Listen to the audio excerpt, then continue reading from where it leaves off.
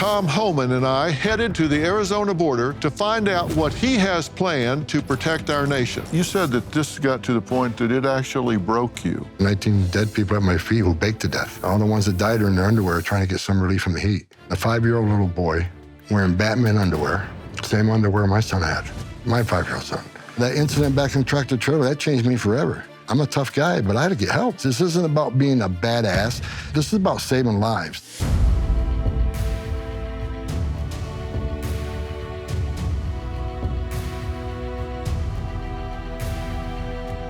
Tonight, we're discussing a pivotal moment in American politics. Donald Trump's recent election victory, which many attribute to his steadfast promises to tackle the pressing issue of border security. He resonated with many voters who feel that immigration has spiraled out of control. Promises of mass deportations and the completion of the border wall echoed through his speeches, capturing the attention of those who believe that strong measures are necessary to safeguard our communities. Trump's proposed policies include deploying military resources to the southern border and reinstating strict measures like the Remain in Mexico policy, which requires asylum seekers to wait in Mexico while their claims are processed. And the guy who is going to implement these promises is Tom Homan. As the former acting director of U.S. Immigration and Customs Enforcement, Tom has dedicated his career to law enforcement and border security. Last night, I sat down with the newly appointed border czar to discuss how he plans on executing President Trump's ambitious changes. Large deportations, we're going to get these people out. Day one, we're going to be looking for these public safety threats, arresting them, detaining them, and deporting them. And if these sanctuary city mayors don't want to help, then get the hell out of the way, because we're coming, we're doing it. Out of 49 million immigrants in the U.S., around 13 million are unauthorized. You recommended family separation. I recommend a zero tolerance. I've seen so many tragedies in my lifetime. I stood in back of a tractor trailer with 19 dead aliens at my feet, including a 5-year-old little boy. Venezuela, mamá. Venezuela? ¿Sí? ¿Qué tantos años tienes? ¿Dos años? Thank God she's alive. I wake up every day pissed off with what this administration did to the most secure border in my lifetime. But thankfully, we got President Trump coming back, and we're going to secure the border once again and save lives. And it all can be prevented if we secure the borders. The situation at the Arizona-Mexico border resembles a leaky faucet that has escalated into a significant flood. With 378 miles of border divided into the Tucson and Yuma sectors, Arizona has become a focal point for illegal crossings. And let's address the issue of gotaways, individuals who evade Border Patrol detection. In fiscal year 2023, Arizona recorded over 775,000 illegal border crossings, with at least 200,000 classified as gotaways. This represents a substantial number of individuals entering the country without being apprehended. Tom and I headed to Cochise County, Arizona, where we met up with Sheriff Mark Daniels, who wanted to show Tom how Arizona has been handling this border crisis. Sure. Tom? Dr. Phil, how are you? Good to see you. How's everything? Good seeing you guys. Uh-huh. I'm glad you're back here, man.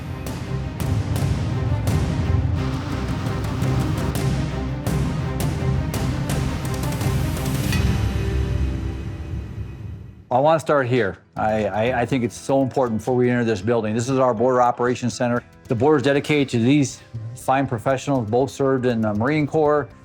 Chris is my deputy on the left, and you can see the story there. This is your deputy here? Yes, Dr. Phil. He's on my interdiction team for border crimes. He can tell you a story. We didn't think he was going to make it, Dr. Phil. That's how bad this was. His brother, Josh, who works for the United States Border Patrol, former Marine also, was up in these mountains right behind us over here, attacked by 2 migrants. They tried to get his gun. 1 round went off. The gun misfired. They took his knife and cut his throat. He fought him for 7 to 8 minutes before backup got there. And this is why we dedicated this building in honor of the law enforcement men and women. They both served their country. Now they're serving their communities for us here. And that's the kind of people that work in this center. 2 American heroes right there. Exactly. Were these 2 migrants that he confronted in the mountains up there, were they apprehended? They were apprehended. One, I don't believe was charged. If he did it, he got no jail time. The other one got 7 years. 7 years trying to kill a federal agent? Are you kidding me? That's unheard of. That's offensive. It's an insult for what we're trying to do on this border. That's the way it's been for almost 4 years here. I can tell you January 20th is going to change. You're going to get a partnership that you've never seen before. We're going to be hip to hip, and we got your six like you had ours, so things are about to change in a big way. Thank you, Tom, for that message, because that message has to be, that message is prevention in itself. I've said that. And Dr. Phil, thank you for airing this, because most people don't understand the reality of what's going on. I want to frame this reality. We got to tell this story. We do, Tom. Well, and we're committed to telling it. And the story that's been told is not really reflecting the attitude of the American people. And we're going to tell that story, and the American people are behind you. Don't get the idea. I don't want any of these agents, any of the men and women wearing this uniform to get the attitude that what you've seen in the media reflects to the American people, because it does not. Thank you. And we're going to get the story, the real story out, and there's going to be transparency in this. You and I are going to start partnering today. I'm already partnering with Texas Governor Abbott. We're not waiting to January 20th. This is too important. And I commit to you, and you're going to commit on behalf of the law enforcement here. We're committed back. We're protecting lives every day, and we're changing lives every day. And when I say changing lives, and the fact that we're trying to stop and prevent and educate, but also hold people accountable for those breaking the law. And it'll be my privilege at this time to introduce you to the Oletski brothers. Come on up, gentlemen.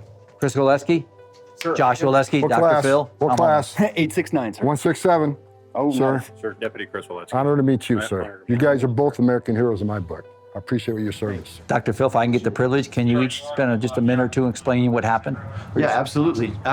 January, about a little less than 3 years ago, I was involved in a use of force incident where I found myself in a fight for my life. I fought for my weapon, I fought for my well-being, and that was both against a UDA who was willing to try to remove my weapon from my possession and use it against me. And then when he couldn't do that, he ended up using a knife and trying to take my life that way. Real super simple. I fought and I won. I won the day. God bless him. And this was in the mountains up here? Yes, sir, it was. You were by yourself? I was. And there were two of them?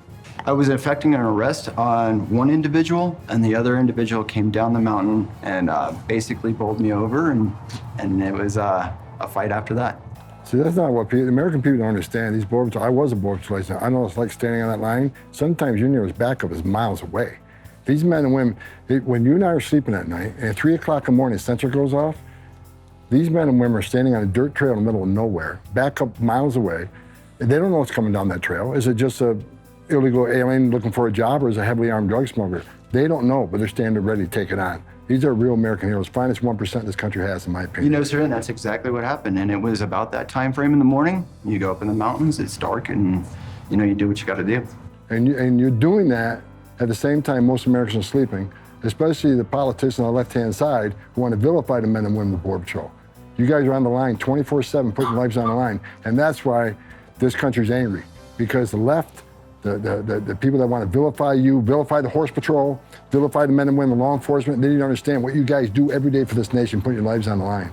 I salute you, man. Again, I consider you an American hero, and I'm honored to even meet you two. I appreciate you. Thank you, sir. I appreciate the day. Well, I echo that as well, and that's why I told you we're telling this story. We're going to tell the real story, because the real story has not been told, and it's going to be told, and we're committed to that. We're going to bring the transparency and get this story told. And you've had your life on the line in this as well. Yes, sir. So in September of last year or so, I was throwing spikes in the road to stop a very common pursuit, which we know all too well here inside of Cochise County, and it has taken the lives of some of our citizens here in Cochise County. That vehicle had already fled from a Border Patrol agent in a vehicle pursuit earlier that evening. Shortly after that initial pursuit, that vehicle, an additional traffic stop was attempted in which it fled from one of our deputies. Knowing that vehicle was heading towards the town of Tombstone, which is a tourist town here in Cochise County, and at near triple-digit speeds, I made a decision to throw spikes. In doing so and removing those spikes out of the roadway so the pursuit can continue and we could catch that suspect, I sustained really life-threatening injuries. Yeah, you fell down a hill, right? I fell off a bridge approximately 17 feet or so. I broke my left femur, the right side of my pelvis, my right elbow, and my left wrist. And subsequently, as a result of those injuries and then complications of that, I had 6 strokes. How long were you on the ground before you got some medical help? Make better sleep your New Year's resolution with Cozy Earth's best-selling bamboo sheet set and bamboo pajama set. The bamboo sheet set is crafted from 100% premium viscose from bamboo, delivering unmatched softness and breathability to keep you cool and comfortable all night. These sheets get softer with every wash and are backed by a 10-year warranty ensuring long-lasting quality. Pair your sheets with a bamboo pajama set, a timeless classic designed with soft stretch knit fabric that sleeps cooler than cotton. Its lightweight, breathable design keeps your temperature just right through the night, so you wake up feeling refreshed. Cozy Earth helps turn your home into a sanctuary where relaxation and comfort come naturally. A better year starts with better sleep. Wrap yourself in Cozy Earth. Don't wait. Head to cozyearth.com/Phil now and use my exclusive code PHIL for up to 40% off. That's cozyearth.com/Phil. If you get a post-purchase survey, say you heard about Cozy Earth from the Dr. Phil podcast. If the Trump administration has a border czar, I would like to see him actually show up to the border. I feel like we have people who have the titles and the position to make these decisions, but they're not showing up. I would like to see the border czar take action and actually be there. Otherwise, why does he have the position? In these past years, Americans have heard a lot of talk about border control, but have not seen enough action. So I decided to take action and bring the incoming president's new border czar, Tom Homan, to the Arizona border to find out what he has planned and to meet with some of the many men and women who work tirelessly to protect us. You've had your life on the line in this as well. Yes, sir. So in September of last year or so, I was throwing spikes in the road to stop a pursuit. I sustained really life-threatening injuries. How long were you on the ground before you got some medical help? I don't know. Everything kind of after that initial fall is pretty much a blur. And for about the next 10 days or so, I was in what I refer to as the darkness. And you know, sir, it was actually a Border Patrol agent that got to him first. It was a guy that I personally know. He's on my shift. That's what's amazing down here. I was super thankful that it was one of my guys that showed up. And I would say, and I'm going to throw some credit out to the NBC News crew that was out with us, because that Border Patrol likely would not have known that I got hurt if I did not have a news crew with me that evening. Yeah. And was able to flag down a Border Patrol that was going up to join the pursuit and effect the arrest on that individual. So when they flagged him down, it was a Border Patrol agent who was first on scene and responded to that. Thank God they found you. Which is one of the many reasons this partnership between local law enforcement and federal law enforcement is so important. God bless both of you for doing what you do. And sir, could I say something? While our name is on this building right now, Josh and I are not naive to the fact that that name is just a representation of all uniformed people. It is a representation of the risks that we all face, and which is a common occurrence out here on the southern border. We hear you. We're going to make sure that this story gets told. Thank you for sharing it. Thank you both. Thanks, Dr. Phil? Good to meet you. Dr. Phil. Proud to meet both of you. Thank you, sir. Thank you for your service. Thank you for what you're continuing to do. You guys are what it's all about. Come on in, guys. Thank you, guys. Come on in, John. Hey, big man. There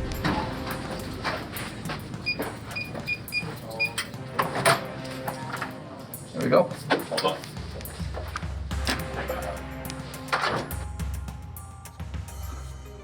On. I'm here to Dr. Phil and new border czar Tom Homan. This is my team of camera folks that watch the cameras 24/7. This is the only place in the country I know that does this. And this is in partner with the Arizona sheriffs and national sheriffs, Western State and Southwest Border sheriffs. So how does this work? So if you get something right now, you see 6 guys carrying backpacks, what happens? It'll pop up on the screen. The AI is recognized as a human. That's where the red comes from. You look on the bottom, it'll show the dates, the times, we're seeing. I'll look at when that happens, what do you do? I mean, how do you deploy to that? So once we get a hit and it's confirmed like that, then we notify the respective jurisdiction. We've seen Childs in the back. of smugglers, we deploy our own border team. If it's weapons, we deploy all law enforcement. If we see a community public threat, or if we think it's drugs. This is all AI driven, our system. So we have 1,200 cameras. So these are hidden inside the terrain, like they look like rocks or something? Yes. We go everywhere Border Patrol doesn't go. There is no federal dollars in this camera room, this building, this system. This is all state money and private money that supports this whole program. I think what people don't understand, and I explained to Dr. Phil yesterday, not only is this like apprehensions, but some of these people you find are in bad shape, so we're saving lives with this system. That's right. That's what we're saying earlier. We're protecting people with this. We see humanitarian issue, we respond to. We got a helicopter, we'll go in there and do what we can. We need to help somebody, we're right there. And you can see them popping across. We're developing new AI that helps us develop if a backpack looks like it would have drugs in it versus a can of food. So we're in the process of doing that thing. This is forward-leaning. It truly is. Yeah, now, these cameras, they're all identified, so when you look at like 2 from the right and down 3, you know where that camera is. So when you tell somebody, we've got activity there, you can tell them geographically where that is. 100%. We have all the locations where they're at. Like these cameras here up on the right here, that's actually New Mexico. That's over in New Mexico right now. You guys are one of the first press ever to be in this room. We don't want the press to usually come in here because we don't want people to see this. We built our own repeater set. We have like 600 repeaters that run this whole system. Wow. So if you commit border crimes in Cochise County, I mean, it's not the smartest thing to do. So what do you need my help with? And I've done this 40 years, the public safety, national security, and the humanitarian side of this. We want to be a partner. I've said that for 4 years. I've been neglected for 4 years. I'm glad you're back because we have a lot of operational. We want to plan with you for the future. Well, the good thing is I think you got a president that's coming in. It wants to take federal money away from sanctuary cities. We're fighting what we're trying to do and hopefully divert that money to counties like you who's actually helping secure the border and save lives. So that's something I'm going to personally work on. It's energizing to know that we have an administration, we have you, and we have Dr. Phil that's framing the reality of this to get back in there with us and help us. Thank you. Yeah, Dr. I've been talking to Dr. Phil. He has a huge reach through social media, his numerous platforms. He's going to tell the story. We're going to be very transparent in what we're doing. And I think the American people will be behind us 100% once they see the facts of what's actually happening. Hasn't been easy. Tucson Sector Border Patrol reports arresting an undocumented immigrant after he illegally re-entered the country near Casa Grande. Now, this is a picture of Gilberto Garcia posted today on Border Patrol's X account. Border Patrol says Garcia is now charged with illegal re-entry after being arrested last Tuesday. He was previously convicted of sexual crimes against children in 2018 before being deported back to Mexico. Arizona has become a hotspot for illegal crossings, and that's because of the massive expanse of land that makes it easy to get away. Cochise County is 6,219 square miles of rugged terrain. They share 84 miles of border with Mexico. Sheriff Mark Lamb patrols the I-10 freeway from Tucson to Phoenix. It's an area infamously known as Smuggler's Highway. His job is to stop the illegal transportation of drugs and humans from Mexico into the United States through Arizona. He joined Tom, Sheriff Daniels, and I to discuss how frustrated he's been for the past 4 years. What's it mean to you guys to have this gentleman back in the saddle and heading up border activities? Well, as an American and as a sheriff, it means the world of difference. You know, not only is Tom a proven leader, but he's a cop, and he understands the work that's being done. You know, today we've had more interaction with somebody from the federal government than we've had in 4 years. So this is nice to actually get the seat back at the table. Tom is a proven guy, and to us, it gets just a weight off of all of our chests.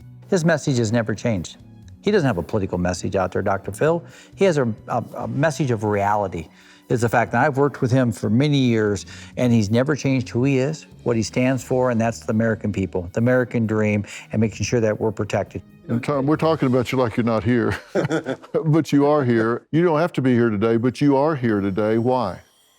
Because I care. I mean, I've been doing this job, like the gentleman said. I started as a police officer in New York in 1983. I mean, I'm an old guy, and I was a Border Patrol agent. I wore that uniform. I know what it's like to be that Border Patrol agent. I was an ICE agent. I was the first ICE director that actually came up through the ranks. So the 20,000 men and women that worked for me, I didn't ask them to do anything I didn't do because I was one of them. And I care because out of the 34 years I spent in immigration enforcement, I've seen a lot of tragedies. I've seen a lot of dead people. I've seen a lot of children who suffered. I've seen dead children. I've talked to little girls as young as 9 that were raped multiple times by the criminal cartel as part of the passage. It changed me forever. And at one point, it broke me. It broke my heart. So when I worked with President Trump, we succeeded and have the most secure border in my lifetime. And now I wake up every day pissed off because we got an administration who came in and unsecured the most secure border on purpose. Not by accident, not by mismanagement, but by design. And when they did that, I knew exactly what was going to happen. More children would die, more women would be sexually assaulted, more known suspected terrorist threats are going to get into the country, more sex trafficking is going to happen, more death overall. And it has happened under Joe Biden's administration. We got a record number of aliens dying across the border, a historic number, almost 4,000. We got 250,000 Americans dead from fentanyl coming across the border. 600% increase in sex trafficking of women and children. They've lost track of 300,000 children that were smuggled in this country and they released. I guarantee you many of them are living with pedophiles and enforced labor.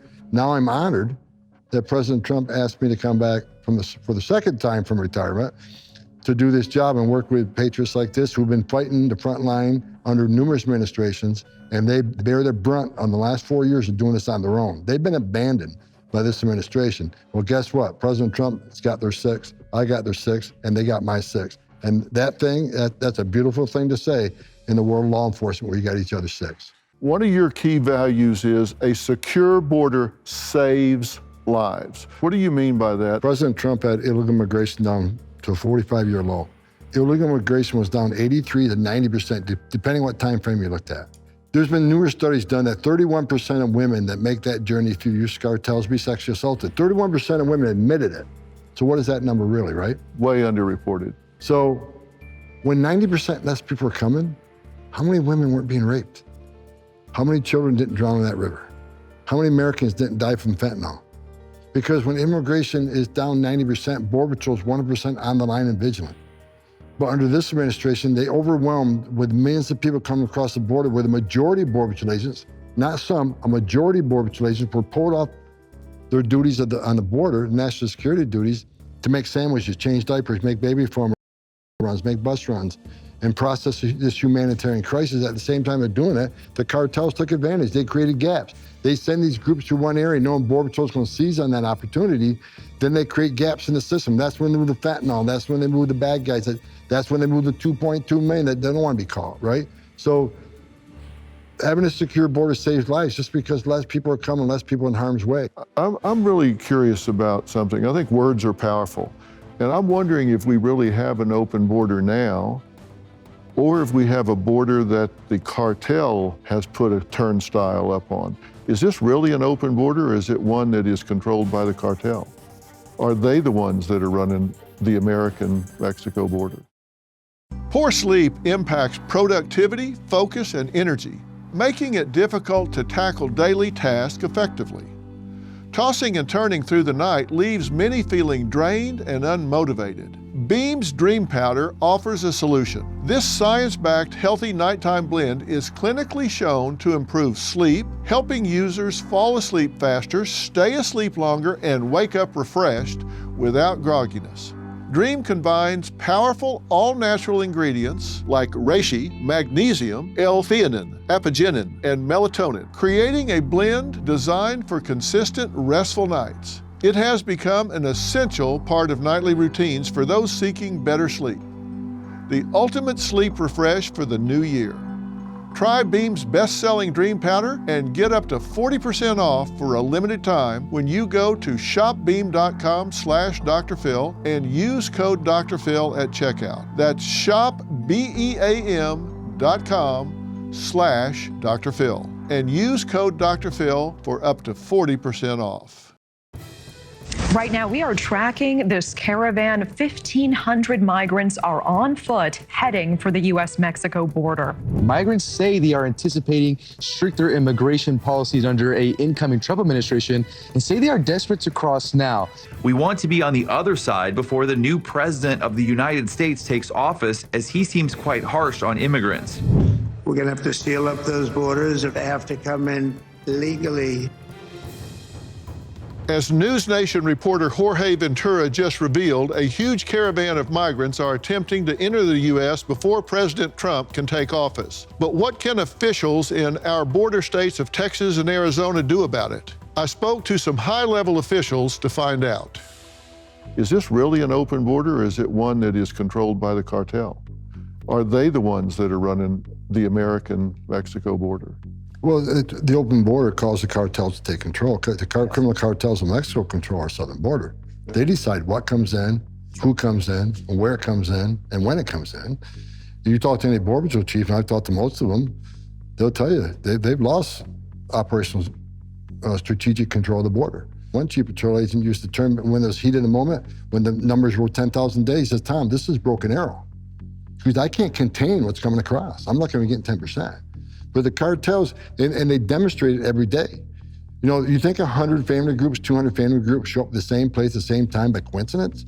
No, the cartels will send a large group like that to overwhelm the Border Patrol, and they create gaps, operational gaps. The Border Patrol can come from other areas to deal with that humanitarian crisis, and that's when they move the fentanyl, that's when they move the gang members, and that's when they move the people that don't want to get vetted.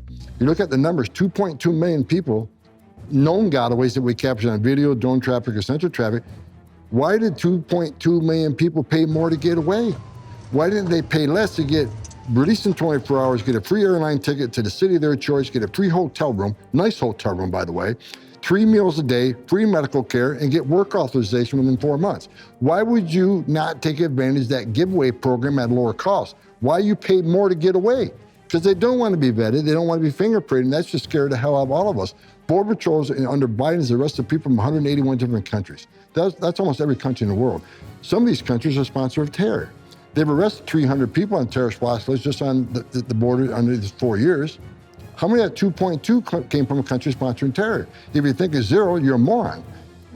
So me and Christopher Wray agree on one thing. This is the biggest national security vulnerability this country's ever seen. Something's coming. And when that something's coming, I want President Trump to be in the White House, not what we currently have. So these are terrorist groups, and they're going to have to be dealt with accordingly. Absolutely, terrorist groups. And they're not just terrorist groups on the southern end. Because of the policies of this administration over the last 4 years, they have grown globally. Our inability to secure our southern border has not just affected America. It's affected it globally because now they're in 54 different countries, selling drugs all over the world because of the power that they were able to gain at our southern border. And what you just said, they're in numerous countries across the globe, which is another reason they need to be declared terrorist organizations. We can attack it from a multi-country facet. Right. You guys agree with this? What's your take? How do you react to what he's saying? We're losing over 100,000 Americans a year to fentanyl. And the ones that don't die, these families are being crushed by the effects of fentanyl in their homes and in their families and in their communities. You talk about the people that are being abused by the cartels. Tom just mentioned them. You talk about the children that are being lost and used as pawns, the women that are being raped, the people that are being left for dead in the desert.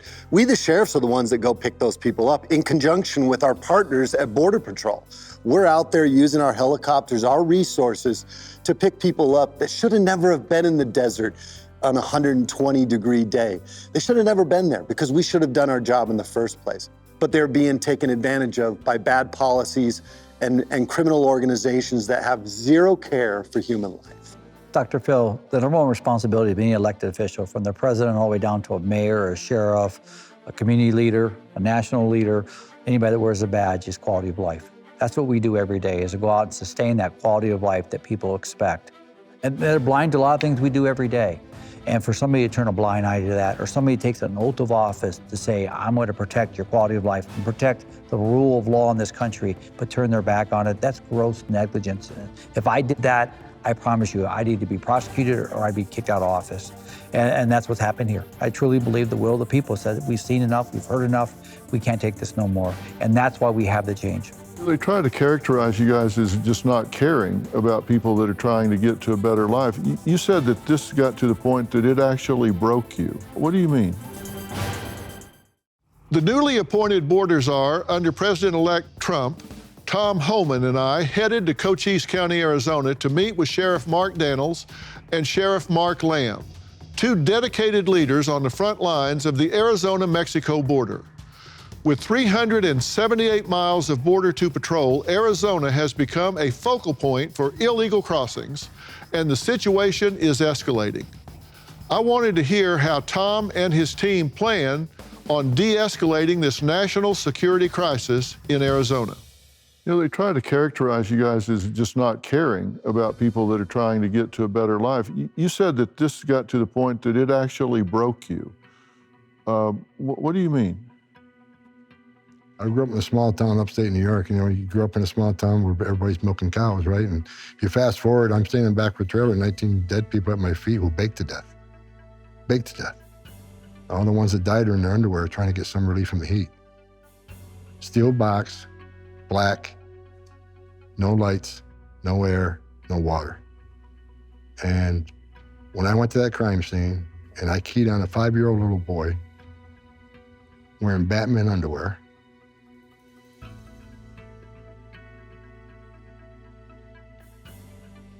same underwear my son had, my 5-year-old son. And you think about the tragedy of that life being lost, you think about what that little boy went through, how he suffered. No one should suffer like that. And it broke me because I know it can be fixed. I know it can be prevented. When you have a secure border and people aren't making that journey, they're not dying. Think about the little girl, whether it's, you know, the numerous ones that died, you know, Lake and Riley. That little girl fought for 18 minutes. She didn't want to die. She's fighting for every breath. She tried to call 911, and that got stopped. This little girl panicked in terror, fighting for every minute of her life. Killed by someone that's not supposed to be here. And I'm tired of it. I'm sick of it. Now, that incident back in the tractor trailer, that changed me forever. And I'm a tough guy, but I had to get help. I mean, you know, it's when you deal with so much tragedy, it wears on you. People want to know why I'm so emotional, why I'm so hardcore in this, because I'm sick and tired of burying children and having women being raped. And I'm sick and tired of talking to angel moms and dads whose children were murdered by someone that's not supposed to be here. I'm sick and tired of all the fentanyl deaths and all these parents that have suffered loss of their child. And everybody wants to beat us up on Trump's family separation. No one wants to talk about the separation that occurs 1,000 times more by a parent burying their child. That's separation. This isn't about being a badass. This isn't about being the border god or anything I've read on the paper. This is about saving lives. Every Border Patrol agent that wears that uniform, they're a mom and dad too. They don't hang their heart on a hook when they go to work. They save thousands of lives every year. These men save thousands of lives every year. And I'm tired of the chaos and the death. And I'm gonna do everything I can to fix it, because it's the right thing to do for this country, the right thing to do for the men and women who put a Kevlar vest on every day, put a gun on their hip to do the job that Americans want them to do. And how much money do you guys spend in ICE detention centers, for example, on health and treatment and care for these people when they are in detention? When I was ICE director, we spent nearly $1 billion in health care. And here's what, and the left media attacks ICE detention facilities all the time. I dare any facility, any state or federal local facility to compare their detention standards to ICE detention standards. Anybody go to ice.gov, look up PBNDS 11, performance-based detention standards. I think most taxpayers would be pissed off on how much money we spend on detention standards. Matter of fact, there are sheriffs across the country that backed out of our contracts because they could not afford those detention standards. These people are well taken care of, but they want to talk the deaths in custody when we have people in custody that die, whether it's a heart attack or something that's unexpected. Our deaths in custody are a fraction of every other facility in the country, but they'll earmark, well, ICE lost 14 people in custody this year, died in custody. Better than they'll get almost anywhere else. ICE facilities, sometimes the first vaccinations children get. Sometimes it's the first time they've ever seen a doctor. Matter of fact, the medical professionals at ICE, they save thousands of lives because they'll find something that the alien didn't even wear his head. We have to work together. If we're going to protect children, if we're going to protect people, we have to work together. And that's why I stand with President Trump. Our borders are, and I'm glad you accept that title. How can you not listen to him and realize this is the right guy for the job? Yes. You can feel the emotion that he brings. You can feel the balance that we are often called to bring to a situation, the balance of law and order and humanity. And I mean, how do you not listen to this interview and say, this is the right guy for the job? As it appears clear Donald Trump will once again become president, there are mixed reactions among border residents. I'm worried that what's going to happen is going to really hurt this community. Ranchers like Fred Davis tell me how the Trump years were some of the best years along the border. It was the lowest invasion rate we've seen in probably 30 years. Both sides do seem to agree they expect quick actions. Tonight, we focus on the Arizona border, which has become a critical area for illegal crossings and national security concerns. John, your land has been in your family for 129 years. Yes, sir. And how big is your property? We have about 16,000 acres. 16,000 acres. And you said in the time that y'all have had this property over, say, the last 30 years, how many illegal immigrants have come across your property? Border Patrol's got 500,000. 500,000 people. What do you say to that when you hear somebody that's just down there working the land and they've had 500,000 of these illegal immigrants come across their property? I like to say it shocks me, but it doesn't. I mean, this is, the southwest border is a gateway for the whole world to get into the United States. That's why it's so important to secure it. I mean, how would anybody feel, any of the people watching this show, people just walking through their property every day? And I'm sure creating some damage when they do it.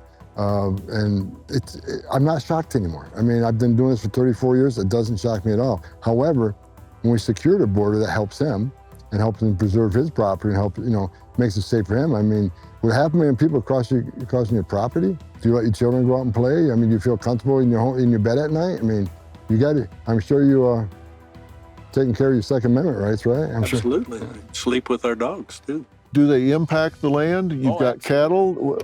Yeah, we raise beef cattle. The biggest thing is they cut fences to make it easier. Instead of climbing through the fence, they just cut it. Chase cattle when they're walking north to get to the highway. I lose 10,000 gallons of water overnight, probably every other week. When they break off a water float to get a drink, leave it running. I put hose bibs up for them 20 years ago, and they just leave them running. Cattle getting out on the highway, then I'm liable for somebody hitting them with their car. We've had everything stolen from tools to vehicles. Since Donald Trump got reelected, they quit coming to the house. He made the biggest impact on any of this his first term. It darn near stopped with his 4 years, and then Biden got in, and overnight we had 5 groups at the house. Really? Yeah. It's every day we're putting up with that. Are they trying to get in? Do they steal things? What do they do? It's both, but most of the time they're wanting me to call for help or want water or want food. We always feed them, but when you get a group of more than 30, you quit feeding them because what do you feed them? We've had 18 dead people on the ranch. The last one, my grandkid, he said, Grandpa, I smell something dead and it isn't a cow. He's an 8-year-old, so. Yeah, that's what we put up with. And then, it's just the privacy deal. These people have no respect for anything in the U.S. They climb the wall. We've got Trump's wall. And they climb that wall, and they still claim they don't know where they're at. There's two sides to the wall. You come down the other side, you know you're in the United States, at least. Well, I think the scary thing's got to be, a large portion of them are coming for a better life. We get that. I'm sure some aren't good guys. They're bad guys. They're packing dope. They're muling dope. Absolutely. That's what we have down here. We don't have any asylum seekers. It's all military-age men. They don't want to get caught. We can't go anywhere without somebody being at the ranch. That's been that way for 30 years. So this cost you money, cost you peace of mind? But we're used to it. That's a problem that people, when we talk to them, and aren't you scared? Well, we're not scared, but we're used to it. Yeah, but that you shouldn't have to be Yeah. used to that. That's the problem. You said 10,000 gallons of water? Got 4 of them that are 10,000 gallons, and it takes me 4 days to pump them back up. But when it runs out overnight. Yeah. So then, you got a couple of hundred head of cows without water. What do? You feeling a little better now? Helps. Absolutely. Yeah. I'm so happy you got it, and I'm so happy Donald Trump won. There's hope. It's gonna be a night and day. Yeah, help is coming. Thank you for sharing about what's Thank going you on, for because being people here. need to know.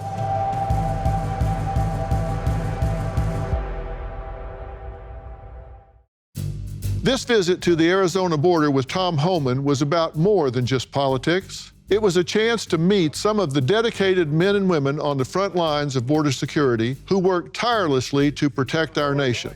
As we walked along the border and the unfinished wall, we saw firsthand the challenges these brave individuals face every day. Thank you guys for being here. And I'll just say on behalf of all the law enforcement on the southwest border and beyond, we're looking forward to see some improvements on this. If you look back at the top of the hill, President Trump was taking that wall up and over that hill. You can see the serpentine going up and through there on the side to get the trucks up there. When President Biden took over, he froze that in time, declaring the southwest border a non-emergency. So you saw all the scrap metal that was supposed to be up here. That's all been sitting just rotting away. And again, we're looking for a lot of partnerships in the next 4 years. And we thank you for sharing our reality. And number 2, for being a partner with us, for our Border Patrol CBP folks, sheriffs, police departments in our state. So thank you so much to both of you for being here today. Well, we're just here to document it. This is the action figure right here. And what people need to understand is that during the Iowa, they're on notice because my gang's bigger than their gang. That's true. We got Border Patrol, we got ICE, we got local law enforcement, we got state law enforcement. So we're all going to join in partnership and we'll make this country safer. Let's go. I love it. The men and women we met are committed to their mission, and it's vital that we support them in their efforts. Thank you and everyone working tirelessly on the front lines. Your dedication does not go unnoticed. I want to give special thanks to Tom Homan, Sheriffs Mark Daniels and Mark Lamb for joining us at the border.